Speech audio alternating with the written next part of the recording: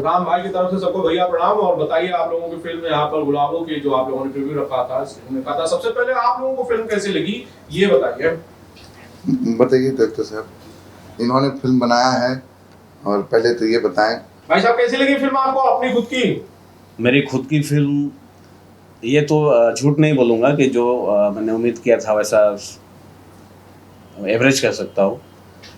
Concept इसकी बहुत अच्छी है, वो आप लोगों ने भी देखा तो समझ सकते हैं कि जो मैंने पेपर पे पुट डाउन किया है उस चीज़।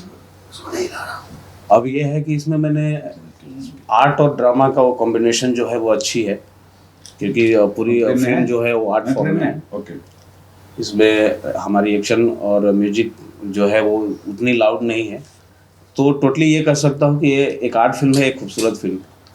हाँ, कॉन्सेप्ट थोड़ा अलग डिफरेंट टाइप का है तो उस हिसाब से ठीक है। और पिक्चर अभी रिलीज हो रही है कितनी तारीख को? 27 जनवरी को थिएटर रिलीज कर रहा हूँ। हाँ, तो 11 और 4 दिन पहले गुलाबो हैं ये, तो ये बताएंगे कुछ जी।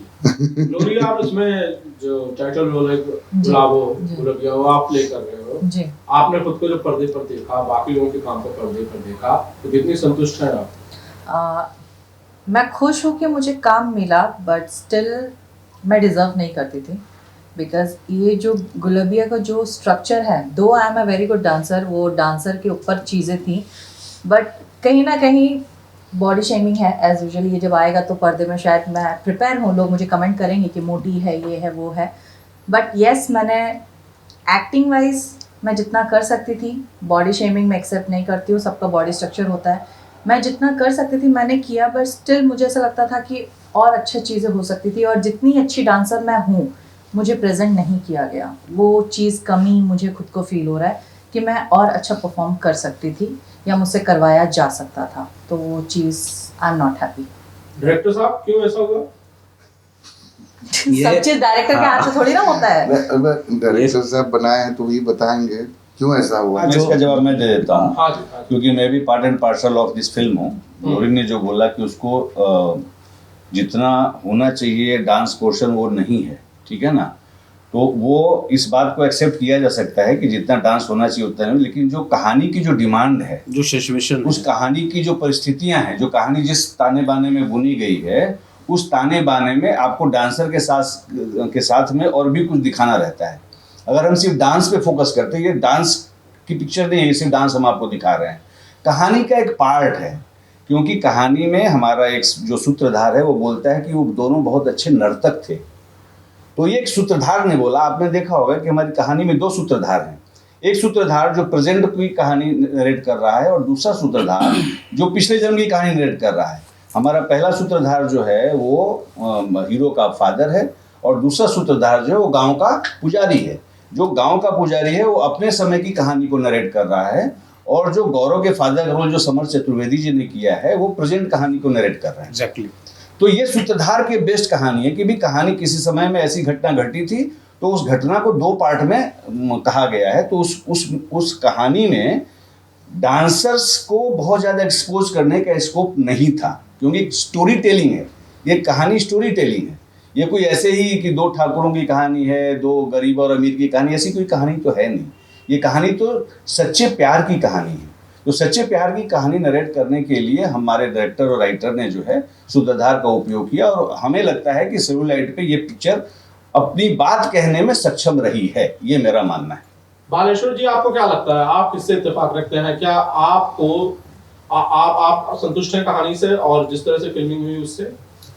ये देख करके फिल्म अच्छी बनी है, और जब सिनेमा आदमी शूट करने जाता है तब कुछ वहाँ का सिचुएशन, कुछ चीज़ें ऐसी होती हैं जो सिचुएशन में होता है उसके हिसाब शूटिंग होती है। लेकिन फिलहाल फिल्म बहुत अच्छी है और एक अलग कहानी है, पुनर्जन्म की कहानी है, और दर्शकों को जरूर पसंद आएगी।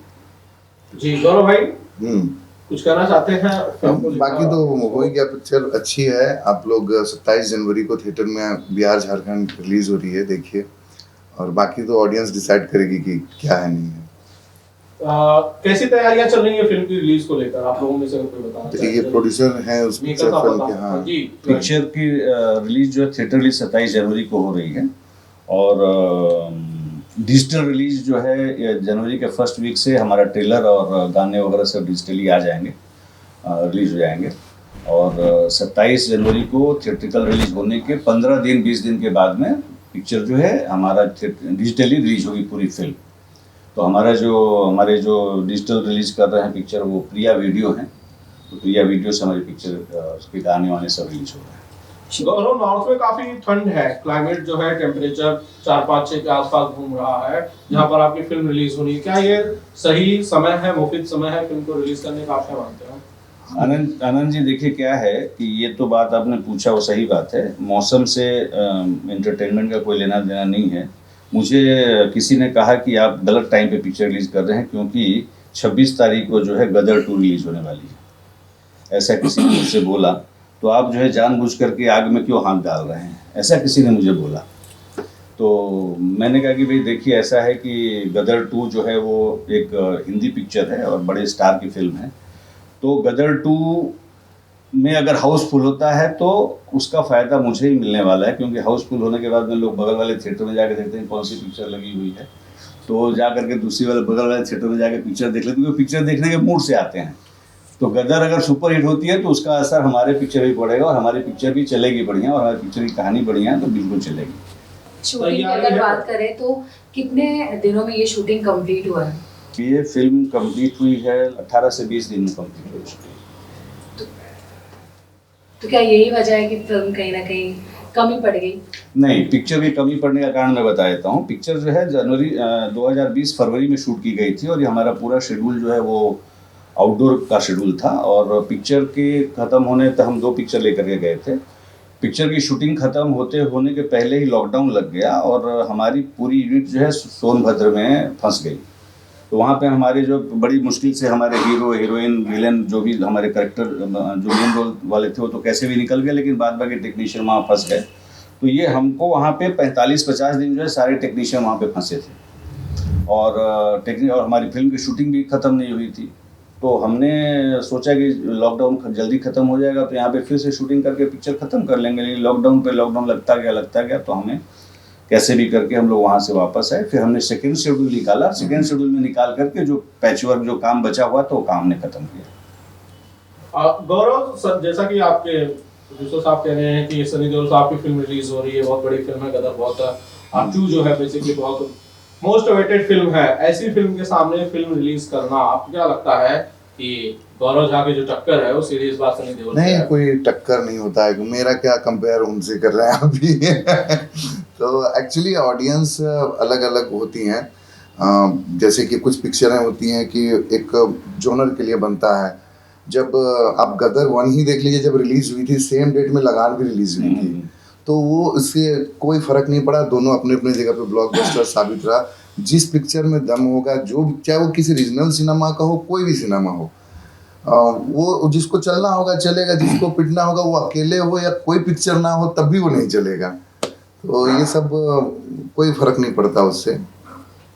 ग्लोरी जो लोग देख रहे हैं उन्हें कुछ कहना चाहती हैं आप फिल्म को लेकर, special message audience?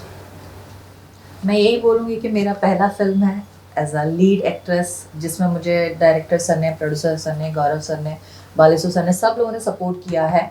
I know थोड़ा 19-20 है, चीज़ें हैं, कहीं ना कहीं आपको बहुत सी चीज़ें कमियां लगेंगी, लेकिन कहीं ना कहीं चीज़ें बहुत अच्छी भी लगेंगी।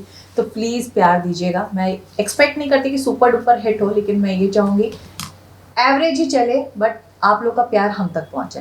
That's it. नए साल की शुभकामनाएं आप लोग। हाँ, नमस्कार, मैं गौरव झा। नए साल की आप सभी दर्शकों को ढेर सारी शुभकामनाएं, और ज़्यादा खुशहाली आए आप लोगों की ज़िंदगी में, और हमें अच्छी अच्छी फिल्में मिलते रहे नए साल में, और आप लोगों का वैसे ही प्यार आशीर्वाद बना रहे। सर, मैं तमाम फिल्म प्रेमियों का जो फिल्म देखते हैं, किसी भी माध्यम से देखें, फिल्म देखने वालों को, फिल्म के चाहने वालों को, और आप तमाम चैनल के दर्शकों को मैं नए साल की बहुत बहुत शुभकामनाएं देता हूं। नया साल जो है बहुत अच्छा बीते, सबके लिए बीते, फिल्म लाइन के लिए भी बीते और साधारण जनता के लिए भी बीते, ये मेरी शुभकामनाएं हैं। धन्यवाद। बालेश्वर, बस ये कहूँगा कि नया साल जो है सबके जीवन में खुशियाँ लाए। कोरोना ने 2-3 साल पिछले बर्बाद कर दिया है, और फिर हमें नए साल में जूझना ना पड़े, और नया साल सबके जीवन में एक बहुत ही अच्छा खूबसूरत पल है। सभी लोगों को happy new year in advance, और सब लोग अच्छे से रहिए, स्पेशली मेंटल हेल्थ वाइज, और जितना हो सके लाइफ को फुल्ली जिए। जो होना है वो होगा, जो नहीं होना नहीं, बट हर टाइम को एंजॉय कीजिए। थैंक यू सर, मेरे तरफ से हैप्पी न्यू ईयर सबको। Thank you so much. क्या बात। Thank you.